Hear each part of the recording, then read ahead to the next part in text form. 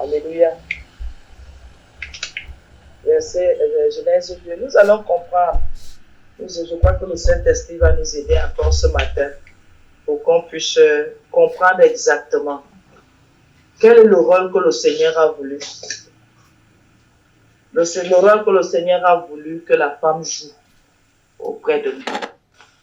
Parce qu'aujourd'hui, nous nous perdons beaucoup.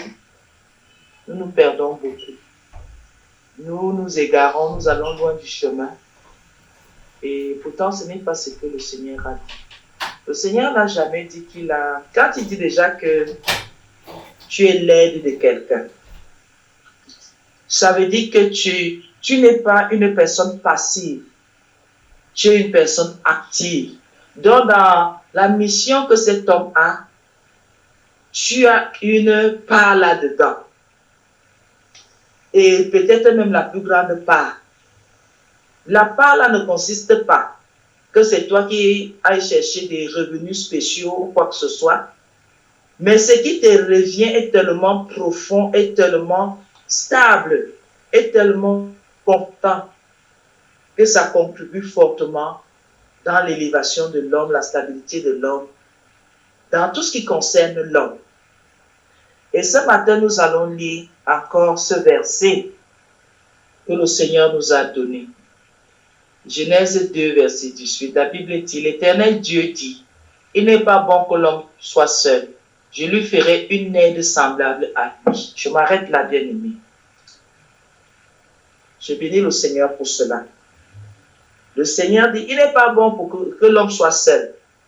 Je m'arrête même d'abord là, je dis à quelqu'un, toi alors, qui a commencé là, a dit que toi tu ne veux pas de mari, parce que c'est aujourd'hui, je vais dire ça, je vais dénoncer un peu les réseaux sociaux.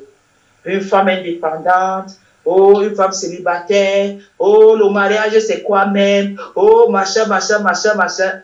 Pourquoi vous voyez le mariage en tant que papier? Parce qu'aujourd'hui, tout le monde veut s'asseoir sur le papier pour dire que le papier ne veut rien dire et ceci et des...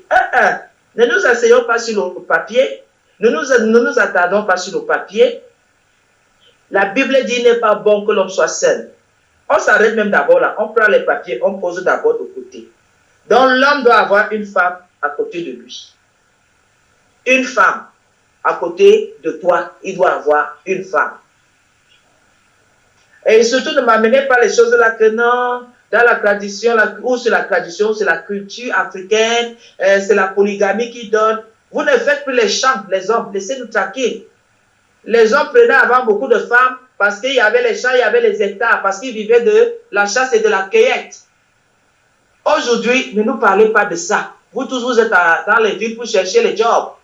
Alors, vous n'avez pas besoin de parler de polygamie parce que les jobs ne peuvent pas entretenir une famille et plusieurs femmes. Donc, il faut d'abord laisser de côté là. On dit que je lui ferai une aide. On n'a pas dit je lui ferai des aides. Pour ceux qui veulent étendre leurs limites, étendez tranquillement sans dire que la Bible... Et ne prenez pas l'exemple du père de la foi. Le père de la foi avait une seule femme, Sarah. Le reste là, ce qui s'est passé après la mort de Sarah, laissez-nous tranquilles. Nous, on s'occupe de ce que Dieu veut. Et maintenant, les femmes qui se lèvent, oh, le mariage, c'est quoi? Vous voulez cracher sur quelque chose que Dieu a établi. Oh, vous êtes dans les mariages, vous souffrez. Vous êtes dehors, vous ne souffrez pas. Vous ne souffrez pas à attendre les maris des gens. Vous ne souffrez pas à ce qu'il dribble la femme avant de venir vous donner quelques instants. D'abord, ce n'est pas ça le sujet d'aujourd'hui. On a dit qu'il est bon. Il n'est pas bon pour l'homme qui soit seul. Même le créateur du ciel et de la terre, de toutes choses, a su qu'un homme seul est exposé. Un homme seul n'est pas complet. Un homme seul a des problèmes. Un homme seul a des besoins. Quand on se lève aujourd'hui, on parle. Dieu le savait. Donc toi, homme, tu es on t'appelle célibataire à Dieu. Si tu es maudit, c'est la malédiction qui te dérange.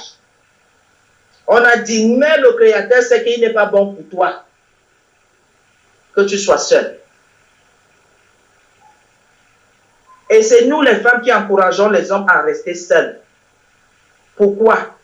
Cette affaire de plainte, cette affaire de vouloir des choses que tu peux rester avec quelqu'un, tu le connais, tu sais quels sont ses moyens. Mais un jour, tu commences à lui exiger des choses que tu es conscient qu'il ne peut pas donner. C'est normal qu'il reste avec toi et qu'il ne fasse aucun projet. Puisqu'il sait que ton projet à toi, c'est que, au lieu d'être une aide, toi, tu es venu plutôt d'être patron sur lui et lui, tu le transformes en employé. Comment tu veux que cet homme-là accepte ce genre de choses? On dit que Dieu a aidé. Toi, tu dis que tu deviens patron. Est-ce que ça se fait? Tu deviens la source qui va faire qu'il tombe. Que toutes ces ressources se perdent parce que tu es dans sa vie. Tu es venu l'aider, ou tu es venu le fatiguer, ou tu es venu le dépouiller, ou tu es venu le déposer au sol. Quand on dit que quelque chose aide, ou quelqu'un aide l'autre, c'est que tu contribues à ce que la personne prospère, que la personne évolue, que la personne quitte d'un niveau pour un autre. Dans les proverbes païens, là, on dit une seule main ne peut pas attacher un paquet. Vous-même, vous le dites. Maintenant, quand toi, tu viens avec la main, au lieu d'attacher le paquet, toi, tu détaches même encore ce que la première main veut faire. Tu ne fais que bloquer. Nous sommes des aides pour les maris, pour les hommes avec lesquels nous vivons. Tu es venu. S'il y a un plat de nourriture, vous partagez, tu ne lui demandes pas un deuxième plat, alors que tu vois qu'il n'a pas la force de le faire. L'espace qui reste dans ton ventre comble avec l'eau. Évoluer. Demain sera meilleur. Tu n'es pas venu le tirer par le bas. Tu n'es pas venu faire qu'il fasse du surplace. Tu es venu mettre ta main. Qu'est-ce que tu fais? Et comment on peut faire? Lui donner des idées. Lui donner une autre opinion que celle qu'il a pour que ça s'ouvre et que vous compreniez mieux. Mais je ne sais pas comment quelqu'un peut dire, une femme peut dire que je suis venu aider mon mari. Tu peux être consciente que tu es venu aider quelqu'un, mais c'est toi qui es là, tu croises les bras. Tu ne peux pas faire les tâches domestiques. Tu ne veux rien faire. La seule chose, c'est que cherche-moi une aide ménagère. Vous avez 2 assiettes, ma soeur. Il faut qu'on quitte la chambre pour le studio. On n'a qu'un seul enfant. Une seule chambre ne nous suffit pas. Et même si on en a 5, si on n'a qu'un salaire de 100 000 francs, pourquoi aller chercher le studio? Si le studio est 25 000, on reste dans la chambre chez le bailleur à 7. On reste d'abord là le temps qu'on comprenne. La femme n'est pas venue pour pousser l'homme à faire des choses pour qu'il se ruine, pour qu'il s'appauvrisse. Et déjà même, quand tu vois qu'un enfant vous menace, 2 enfants, tu appelles ton mari, tu lui dis qu'on n'arrive pas à s'en sortir. Faisons attention. Parce que si je tombe à cette là, on ne va pas s'en sortir. Tu es venu l'aider, tu es venu contribuer à ce qu'il soit établi, à ce qu'il ait la paix, pas qu'il soit tourmenté. Pas qu'il soit tourmenté. Pas qu'il trouve une source de problème. Que tu es une source de problème. Il ne va pas apprécier ça. Et la Bible dit qu'il n'est pas bon que l'homme soit seul. Donc tout homme qui est en âge de se marier, il n'est pas bon que tu sois seul. Oh maman, est-ce que j'ai les moyens d'aller doter la femme? Mais tu as quand même la capacité de les draguer et de faire ce que tu as fait avec sans doter. C'est toujours la malédiction. On ne met pas la charrue avant les bœufs. C'est pour cela que beaucoup d'unions, beaucoup de relations sont difficiles aujourd'hui. Parce qu'on a mis la charrue avant les bœufs. Maintenant, quel est même le rôle de la femme auprès de l'homme? Dieu dit quoi? Le Seigneur dit, il n'est pas bon que l'homme soit seul. Je lui ferai une aide semblable à lui. Ou tu qui va créer un autre être humain. Parce que vous parlez de l'égalité ici. Il a dit qu'il va faire notre être humain avec la tête, les pieds, les membres, tout ce que vous voulez, mais qui a le rôle d'aider le premier être. compris, non? Que l'homme qu'on a créé avant là, et toi qu'on a créé après, la Bible dit qu'avec la faute de l'homme, c'est pour te dire que tu es venu travailler pour lui dans sa maison. Seigneur Jésus, quelle révélation! Tu es venu travailler pour que l'homme soit épanoui chez lui. Tu n'es pas venu en bon voyage. Tu n'es pas venu courir dans sa maison. Tu n'es pas venu bavarder dans sa maison. Tu n'es pas venu causer avec les voisins. Tu n'es pas venu étaler sa vie dehors. Tu n'es pas venu te plaindre. Tu n'es pas venu voir ses faiblesses pour aller dire dehors qu'il est les mauvaises femmes comme ça. Elles ne connaissent même pas leur mission. Il n'y a que la sorcellerie qui les dérange. Tu ne connais pas ta mission, tu viens entrer dans la maison de l'homme pour le perturber. Le moment qu'il veut dormir, c'est le moment là que toi tu commences une sorcellerie jusqu'à 4 h du matin, 5 h du matin. C'est la nuit que tous les sorciers cherchent les problèmes aux gens. C'est la nuit. Il a passé une journée dehors. Il veut dormir. Je vais te parler. Je demande. Il n'y a pas le week-end chez vous pour parler. Il n'y a pas samedi après-midi. Il n'y a pas dimanche après-midi. Mais choisissez les moments pour parler aux gens. Tu es venu faire quoi chez l'homme là? Dis-moi un peu, ma soeur, quelle est ta mission? Et je vois aujourd'hui, quand j'enseigne comme ça, les femmes se lèvent. Oh, j'ai une famille. Qui a dit que tu n'as pas de famille? Mais ta première mission dans la maison de l'homme là, c'est pour que l'homme là devienne fort, qu'il devienne stable. Tu es venu d'abord travailler pour lui. C'est quand vous allez maintenant voir certaines choses sont déjà établies, ta famille sera abreuvée, elle sera arrosée. Mais ton mari ne voit pas clair, toi-même tu ne vois pas clair. Avec vos enfants, vous ne vous en sortez pas. Ta famille vient faire quoi là-dedans? Tu ne vois pas que c'est une fausse mission. Tu veux enlever quoi pour donner à qui alors que ta propre maison est faible? Est-ce que vous comprenez même? Est-ce que les femmes vont comprendre un jour pourquoi elles sont dans les maisons des gens? Ce n'est pas seulement pour faire les enfants. Ce n'est pas parce que l'homme n'avait pas, il a sa bouche, il ne cherchait pas quelqu'un qui va venir manger chez lui. Il cherchait quelqu'un, une personne douce, une personne aimante, une personne attentionnée. Et toute ton attention doit être portée sur lui. Oui.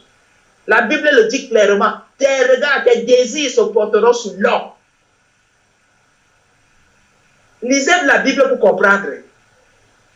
Elle se disait chrétienne. Et prie, j'ai pris. Tu pries. Et la Bible dit que tes désirs se porteront sur l'homme. Tes désirs dans la maison d'un homme se portent sur ton père et ta mère, tes frères et tes sœurs. Tous tes désirs d'abord, c'est sur l'homme. Et c'est après, quand la mission va être un peu stable, que tout le monde là sera arrosé. Mais est-ce que nous faisons? Quand une femme a fait la cuisine ici, c'est que c'est sa mission. Si elle a lavé la maison, et je les entends se plaindre. Vraiment de Dieu, je n'ai jamais vu quelque chose comme ça. Je dis, c'est le monde à l'envers. On a quand même vécu dans des maisons avec des mamans. Je n'ai jamais entendu ma maman dire à mon papa que la cuisine me fatigue. Faire la lessive me fatigue. Nettoyer ta maison, notre maison me fatigue. Aujourd'hui, c'est ce que j'entends. J'entends les paresseuses d'aujourd'hui, les faibles femmes là. Parce que celle-là, la Bible à main, elle préfère aller se soumettre à un pasteur que de respecter son mari et de faire ce qu'il y a à faire chez elle. Chaque jour, je pars à la nuit de prière et il y a le programme à l'église. Moi, là où je suis, je vous chasse. Il faut venir. Vous allez voir quelque chose. Je vois d'abord comment les enfants sont entretenus. Je vois les enfants sales pendant 2, 3 mois, 6 mois. Je vais t'appeler. Je vais dire que tu fais quoi? Madame, vous foutez quoi chez vous? Pourquoi les enfants sont sales? Les femmes qui donnent aux enfants de 6 ans les habits à laver là. 6 ans. Ou de dire à la femme, va te laver. Un enfant de 6 ans peut se laver. 6 ans. 6 ans. C'est jusqu'à 12, 11 ans. Vous veillez. Parce que quand un enfant est propre, quand une maison est propre, l'homme aime rentrer dans cette maison. Il se sent à l'aise. Regardez alors. Oh, moi aussi je travaille. Moi aussi je suis fatigué. Moi aussi. Toi aussi tu fais quoi? Je te demande d'arrêter le travail là, tu rentres à la maison. Tu rentres à la maison. Si tu ne peux plus me donner le soin que Dieu demande de me donner, c'est Dieu qui a dit, c'est pas moi qui te demande. Femme qui a la Bible en main, c'est Dieu qui te dit de prendre soin. De prendre soin de tes enfants et d'apprendre à aimer ton mari et tes enfants. Ce n'est pas ton mari qui te demande. Et tu lui balances, femme rebelle, femme insoumise, tu lui balances que moi aussi je travaille. Toi aussi tu travailles. Est-ce que tu sais qu'il a autorité de te faire arrêter le travail là? La maison est sale. Les enfants bagouillent dans le quartier comme les enfants abandonnés. Comme les orphelins. Et l'homme rentre. Il voit comment le temps de poussière, l'enfant est rouge de la tête aux pieds. Les habits même, c'est comme un enfant de l'orphelinat. Et tu veux qu'il soit fier. Il dit, où est mon aide? Si moi, je ne peux pas faire mon aide, n'est-ce pas, tu es là pour m'aider? C'est l'affaire des enfants là est facile. C'est l'affaire des enfants là est facile. Je vous ai déjà dit, dès que vous prenez le rôle de l'homme, dès que vous trouvez que l'argent est bien, vous allez aussi voir. Les hommes ont quelque chose que Dieu leur a donné. Ils reconnaissent leur place facilement. Écoutez très bien ce que je vous dis. L'homme garde son cadre, son autorité, sa place. Ramène les milliards à la maison, madame. Il va te dire, bravo ma chérie, mais il ne fera jamais ce que tu as à faire. Il y a des choses que moi tu descends, il ne fera pas. Fini de gagner les milliards. Tu vas revenir, tu vas trouver que tu dois faire. Parce qu'il est programmé pour ça. Et les aides ménagères, les deuxièmes femmes que vous donnez à vos maris là, après vous vous fâchez. Après vous vous fâchez que, oh, ils ont fait comment? Les aides ménagères que vous prenez, vous mettez à la maison là, ça ne veut pas dire que vous ne devez pas travailler. Même dans Proverbe 31, on dit que c'est toi qui veilles sur ce qu'elles font.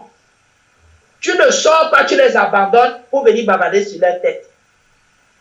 Non, non, non, non, non. Je lui ferai une aide semblable. Est-ce que tu sais pourquoi tu es dans la maison là? Quand celle-là n'accouche pas, elle se plaint. Oh, je suis stérile. Oh, m'insulte. Il y a des femmes, comprends d'abord, prends d'abord soin de l'homme là. Même si tu es stérile, il va supporter. Parce que le soin que tu lui donnes, tu es unique dans ce soin-là. Même sans enfant, tu es unique. Je disais parfois aux femmes à l'église que, vous savez quoi? Quand ton mari sort, veille sur ses vêtements. Je vois les hommes, ils sortent le matin, le pantalon est cassé aux fesses. C'est pour aérer quoi? C'est pour ventiler quoi? La femme là n'est pas là. Il a une chemise. Il y a deux boutons qui manquent. Et comme la qualité d'homme là ne sait pas rester chacun qui passe s'asseoir quelque part, c'est lui qui est toujours placé devant les gens pour montrer comment sa femme est défaillante. Et quand il veut s'asseoir, il regarde bien les pieds pour qu'on voit comment sa femme est défaillante. Et je regarde, je dis, est-ce que la femme s'il ne voit pas que l'homme s'il a le pantalon percé aux fesses?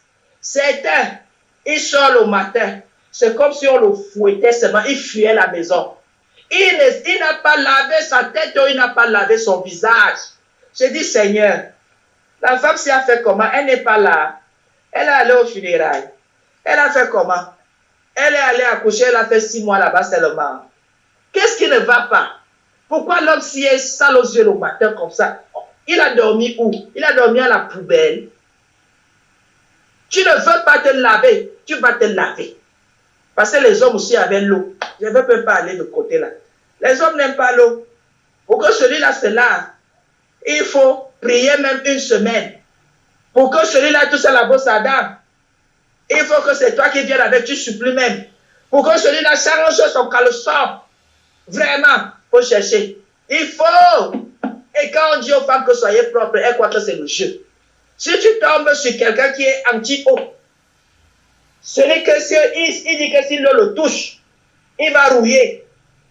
Il est le fer. Tu fais comment si tu n'es pas vaillante? Le Seigneur nous a donné cette capacité-là. Nous sommes courageuses et vaillantes. Quand tu dis à quelqu'un que tu es laide, laide fait quoi? Laide veille. Tu veilles sur ton mari. Tu ne fais pas. Les ongles sont sales, tu t'assois, tu tailles les ongles. Oh, il est villageois. Oh, je ne vous ai pas demandé de les juger ou de leur donner des noms. Je dis, faisons notre travail, c'est tout. C'est tout ce qu'il y a à faire.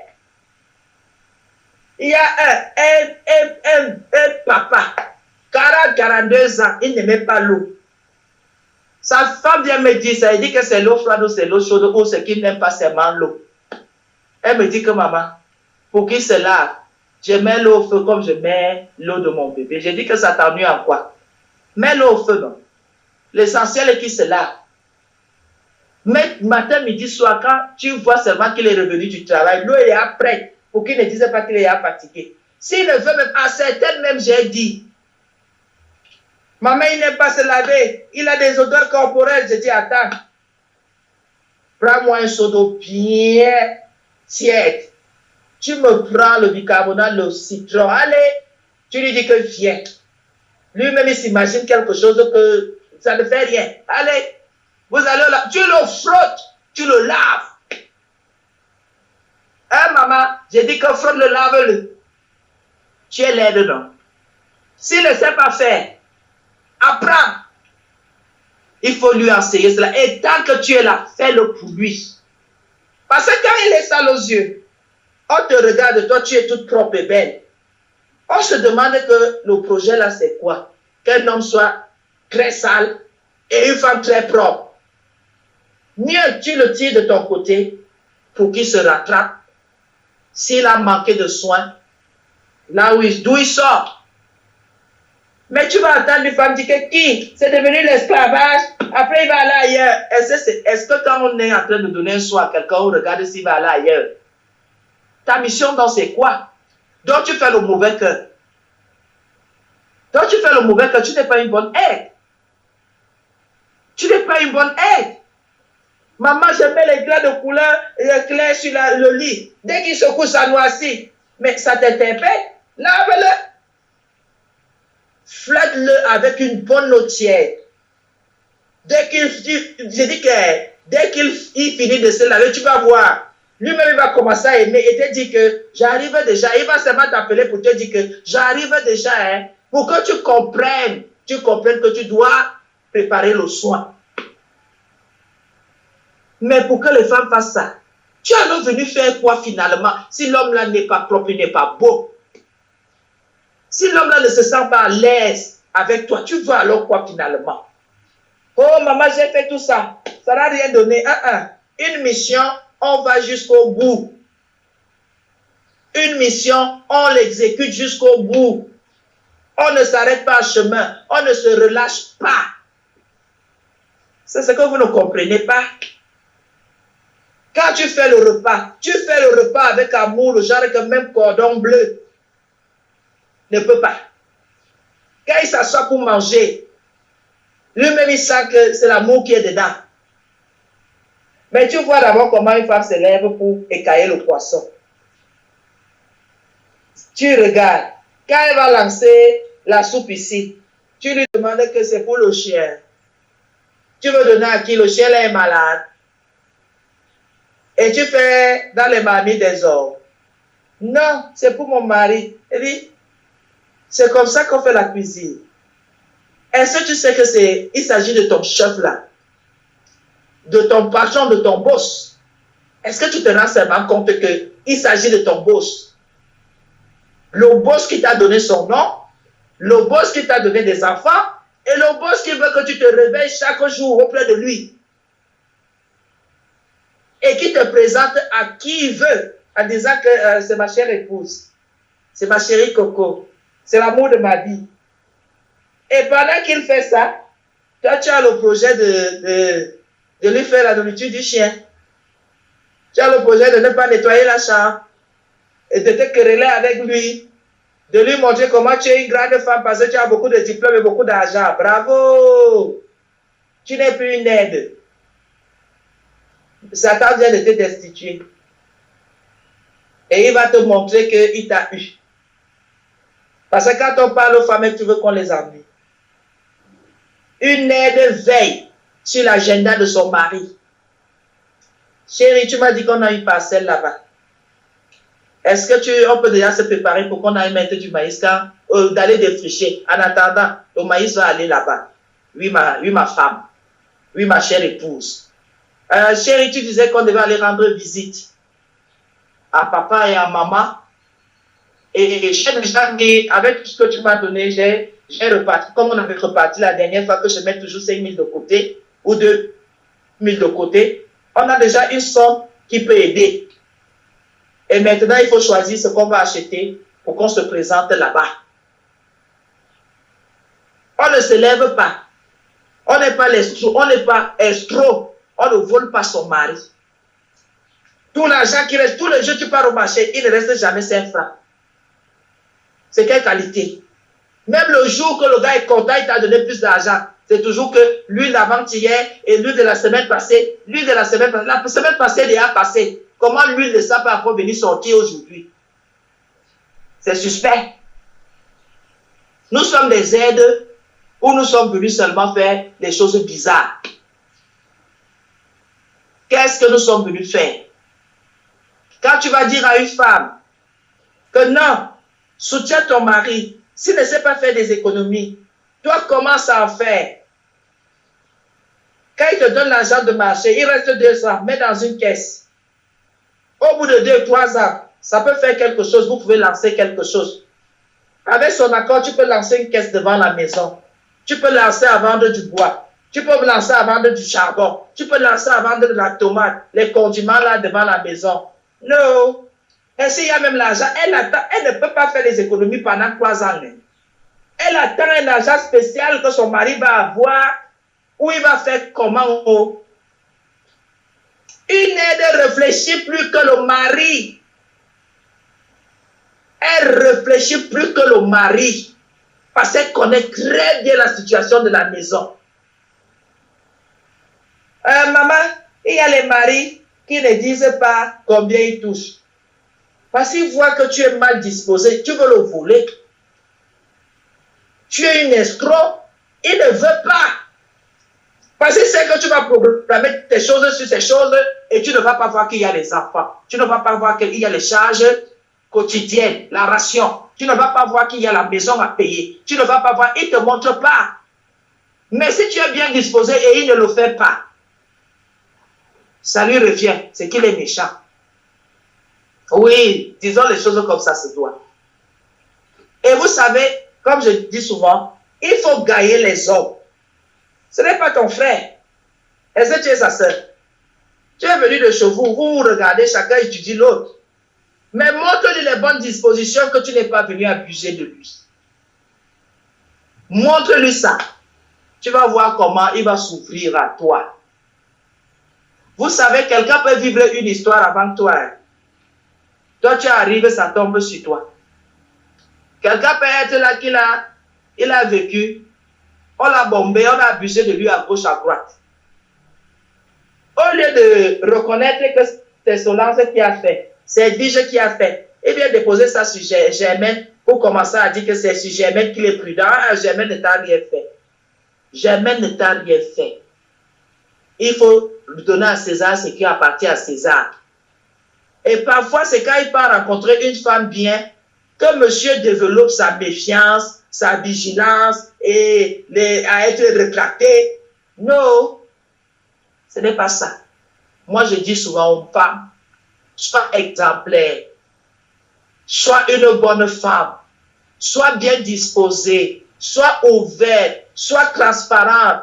Ne t'avise pas à dire des choses et il découvre que c'est le contraire. On effraie les hommes.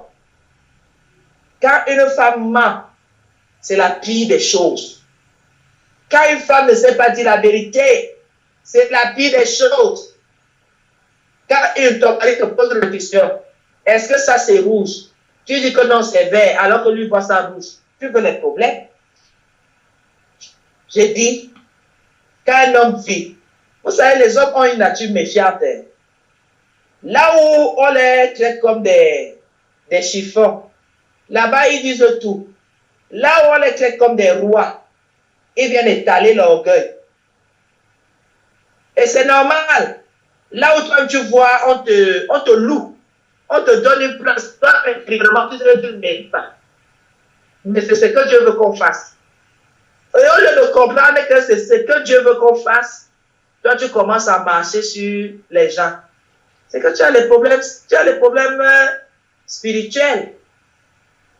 Mais il faut qu'on prie pour toi. Mais pour les femmes là, toutes les femmes menteuses, toutes les femmes voleuses, toutes les femmes méchantes là, il faut changer. C'est vous qui gardez les mariages. C'est vous qui faites que les hommes deviennent méchants. Si un homme te voit, tu es simple, il va encore compliquer quoi dedans? Même si tu es intelligente, mais mets cette intelligence-là à ce qu'il soit élevé, à ce que les choses marchent à la maison. Bien aimé, quel est l'homme qui peut détester, qui peut se méfier d'une femme qui lui dit papa, tu m'as donné 2000. Regarde, j'ai acheté le poisson de 1000 francs. Mais comme c'était beaucoup aujourd'hui, j'ai divisé en deux pour que ça nous fasse 2 repas. Et j'ai fait comme ça, j'ai fait comme ça. Le monsieur voit qu'avec ces 2000, tu as fait des miracles. Comment il ne va pas te faire confiance? Certains vont me dire que c'est même là où il va penser à diminuer pour 1000 francs. Non. Non, ça, c'est pas vrai. Ne mettons pas aussi sur les hommes des choses qui ne tiennent pas. Tu es venu faire quoi? Tu es venu faire quoi, maman? Tu es venu faire quoi dans la maison de l'homme? Tu es venu l'aider. Maman, il ne m'écoute pas parce que tu as menti un jour. C'est parce qu'il t'a testé. Il a vu que tu n'es pas une femme sérieuse. Que tu veux l'amener dans le bosquet. Est-ce que vous savez que quand on a menti une seule fois, pour un homme, il découvre ça. C'est pour la vie. Hein? C'est pareil avec nous, non? Quand tu découvres que ton mari t'a menti, tout ce qu'il dit, tu lui dis toujours que je prends avec les pincettes, oh, je prends avec les pincettes. Parce que tu m'as dit que j'ai changé, tu n'as jamais cru. Tu ne crois pas. C'est pour cela qu'à la maison, on doit laver, on doit ranger, on doit plier, on doit faire que nos maisons soient propres. On doit faire que nos enfants soient propres. On doit veiller sur l'éducation de nos enfants, nous les femmes. Ce que l'homme dit que je voudrais que les enfants soient comme ça, c'est ce que nous devons faire. Nous n'avons pas à régerber là-dessus. C'est sa maison. Si tu veux que cette maison-là lui plaise, mais fais ce qu'il te demande. Beaucoup aujourd'hui, maman, on m'a abandonné. Qu'est-ce que tu as fait? Non, qu'est-ce que tu as fait quand vous avez commencé à vivre ensemble? Est-ce qu'il ne t'a pas dit ce qu'il voulait? Comment il voulait que les choses se présentent? Pourquoi tu n'as pas écouté? Quand on veut vivre avec quelqu'un, il faut l'écouter. Il faut qu'on s'écoute. Mais je dis souvent à la femme, écoute un peu plus. Quand l'homme ne donne pas les directives, il te fait asseoir. Je veux. C'est pendant les causeries que l'homme relâche sa vision. Tu n'es pas élève. Il te dit, voilà ce que je n'aime pas. Tu retiens une seule fois, tu ne le fais plus. Est-ce qu'il a besoin de faire répéter? Non. C'est ça qu'il fait souvent. Il ne parle plus. Et il te juge là, il te classe. Et les femmes ne veulent pas comprendre. Je demande souvent, tu as un seul enfant. Tu as un bébé. Le bébé fait quoi pieds nus dans la cour? Avec une petite culotte aux fesses. Qui vous a dit qu'on entretient les enfants comme ça? Les enfants doivent, quand tu donnes le beurre à l'enfant le matin, 1 an, 2 ans, jusqu'à 10 ans, il se lave le matin, il s'habille, tu couvres ses jambes, et c'est les pieds en chaud. Tu mets les chaussettes et tu le chausses, tu mets les chaussures. Il reste à la maison, il est propre. Son teint reste beau. Mais tu vois, c'est l'enfant, il a chaud. C'est à moi d'éduquer l'enfant ou c'est à l'enfant de m'éduquer. Tu as chaud, tu as froid, je t'habille comme ça se doit. Parce qu'il y a un papa qui veille que tu sois propre. Et il y a un papa qui veut te voir, qui veut voir ses enfants beaux, propres. Et il arrive comme ça, il voit comment la maison est propre et ses enfants sont propres. Mais quand un homme voit ses enfants sales, du matin au soir, on va donner le bain à l'enfant seulement pour lui dire va te coucher. L'enfant se réveille le matin, personne ne veille s'il s'est lavé les dents. Personne ne veille s'il a pris sa première douche de la journée. Et elle vient me dire, non, il va jouer toute la journée, non, pourquoi? L'eau vous fait mal. Avec 5 litres d'eau, 3 litres d'eau ne lave pas un enfant, ne donne pas le bain à l'enfant. Et vous voulez que les hommes soient encouragés comment? Si les choses élémentaires, les chaussettes sont 50 francs sur le marché, pourquoi l'enfant est pieds nus? Hein, papa, maman, il salit. Tu es alors là pourquoi? Tu es là pour laver? Tu es là pour laver? Comment l'enfant peut prendre son petit déjeuner ou commencer à manger le matin, tu n'as pas veillé à lui brosser les dents et à laver son visage? Qu'est-ce que tu enseignes à cet enfant? Qu'est-ce que tu enseignes à cet enfant demain? C'est la fille de tribu qui va aller souffrir parce que ton enfant ne va pas aider l'autre. Et ce sont les garçons, ce sont les filles. Tu vois une fille se lever le matin, sa maman ne lui dit pas que passe d'abord là-bas. C'est comme ça qu'une femme fait. Elles sont là avec les enfants à la maison comme les troncs d'arbres. Et imaginez alors, toi tu études ton enfant comme ça, l'autre femme aussi étudie son enfant comme ça, c'est la saleté. Ils vont s'en sortir comment? On dit les femmes sont des aides, elles sont là, non, nous sommes des chefs d'entreprise. Qui vous a empêché? Dans le Proverbe 31, la femme entreprenante, elle fait des chemises, elle va déposer au marché, on vend. C'est ce que la Bible dit. Mais une femme ne peut pas passer toute sa journée dans un bureau. Dieu n'a pas prévu ça. Parlez-moi du modernisme. Le modernisme va passer. Ça va passer. Regardez alors. Regardez ce que les enfants deviennent. Regardez nos maisons. Elle est tellement fatiguée qu'elle prend les enfants et pose sur le canapé. Les enfants finissent de faire pipi là. Et c'est le même canapé que les invités vont venir s'asseoir. Hein. Ils auront les fesses mouillées. À cause de quoi? Les pipis des enfants. La maison a d'abord une odeur. Une odeur. Et elle finit par s'habituer à l'odeur là. C'est sa part de parfum. C'est sa part de désodorisant de la maison. Les pipis des enfants. Et quand vous venez lui dire que comment ce sont les enfants. Ce sont les enfants. C'est là où ils se reposent. Et c'est interdit de mettre au soleil. C'est interdit de mettre du plastique. C'est interdit, c'est interdit. Et tu veux que tes invités viennent là. Comment un homme va se plaindre dans cette maison-là qu'il sent les pipis? Il te parle, tu lui dis que ce sont tes enfants, non. Tu lui sais donc à quoi? Si sa maison peut sentir mauvais. Si c'est encore à lui de venir t'apprendre à ranger la maison, à laver la maison. Pourquoi vous donnez même du travail aux enfants de finir comme ça?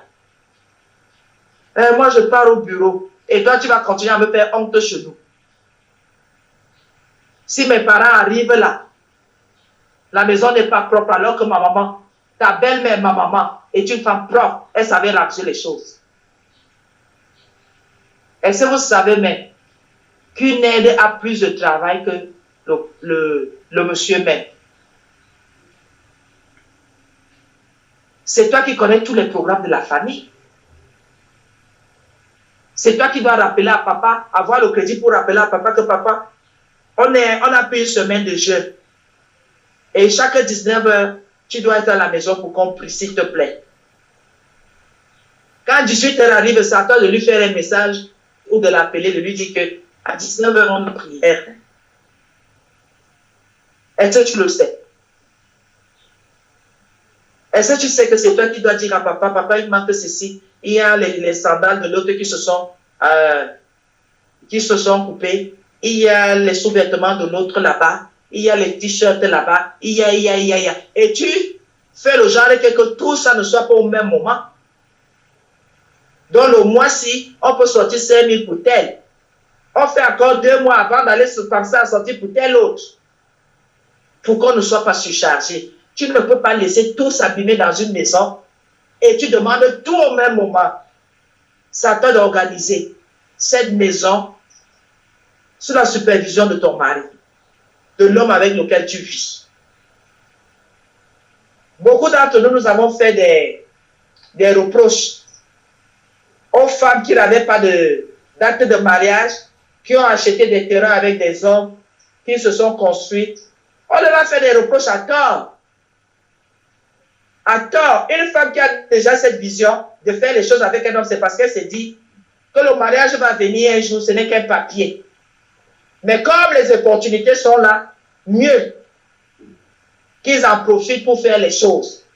Si maintenant l'homme a le cœur mauvais, il abandonne pour aller chercher une autre.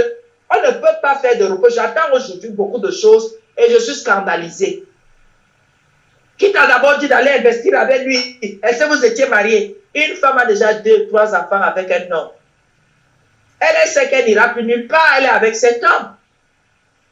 Quand vous lui dites, elle a des centaines et des centaines de vies, quand vous lui dites de ne pas mettre ça à la disposition pour que leur famille soit épanouie, vous donnez même souvent quel genre de conseils?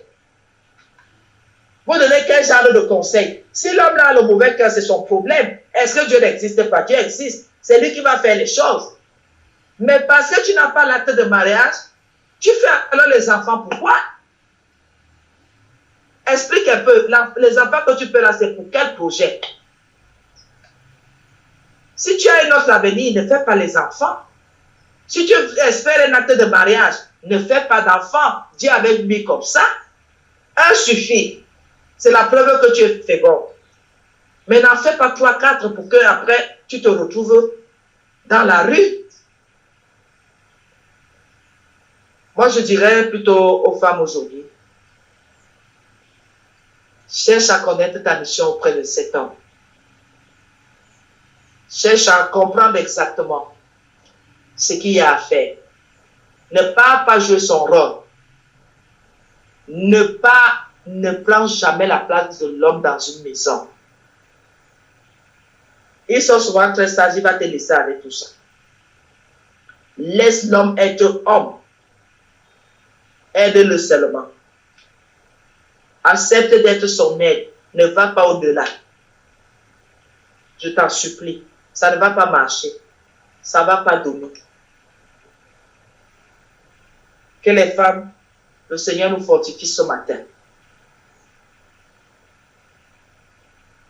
Si on pouvait faire un récapitulatif, je dirais tout simplement, joue ton rôle. Lève-toi le matin. Fais une tasse de citronnelle à ton mari avant qu'il n'aille au bureau. S'il y a un reste de nourriture, s'il mange le matin, donne-lui. Ne pense pas à toi, donne à ton mari. Tu es venu l'aider. Une femme ne peut pas manquer à manger quand elle est dans une maison où il y a du riz, de l'huile et du sel. Je vous en supplie. Travaillons pour que ces hommes-là nous respectent en tant que femmes dans la maison, pas en tant qu'intellectuelle, pas en tant que femme fatale, non. Qu'ils deviennent même dépendants de nous. Pardonnez-moi, le mot est peut-être fort. Qu'ils reconnaissent, je voulais dire quoi? Qu'ils reconnaissent notre importance dans leur maison. Quand on ne reconnaît plus ton importance dans une maison, c'est mauvais. Ça veut dire que il y a beaucoup de choses où vous ne vous retrouvez pas. Je prie le Seigneur ce matin qu'il donne la bonne disposition à toutes les femmes et qu'il inspire les femmes, même les femmes chrétiennes. Plus on tient la Bible, plus on doit respecter nos maris. Au point même, si nous sommes des filles de Sarah, au point même de les appeler Seigneur. Vraiment que le Seigneur nous fortifie beaucoup. Qu'il nous inspire de mettre les hommes là en haut. Pour que nos enfants voient et qu'ils soient admiratifs. Que ça impacte leur vie de voir comment leur maman a servi leur papa. Parce que nous sommes au service de nos maris. On ne vous trompe pas. Oh, je suis ta bonne. Oui, tu es sa bonne. Si c'est le mot là que tu veux. Tu es au service. En retour, est-ce qu'un homme aime sa bonne? La Bible lui dit de t'aimer, de t'honorer, de te Père, grâce de de faveur. Soyons exemplaires dans nos maisons. Ne nous arrêtons pas, continuons à apprendre pour faire mieux encore. Que le Seigneur nous bénisse. Et comprenons les hommes et respectons-les et restons tranquilles dans nos maisons. Respecter ne veut pas dire que permettre tout, accepter tout. Ça ne veut pas dire que on doit écraser notre caractère ou notre façon de faire. Vous allez voir qu'une vraie aide est rigoureuse. Elle est ferme. Elle ne chancelle devant rien. Pour que son couple reste debout, elle ne laisse rien passer sans avoir compris. Soyons bénis. Amen, amen, amen.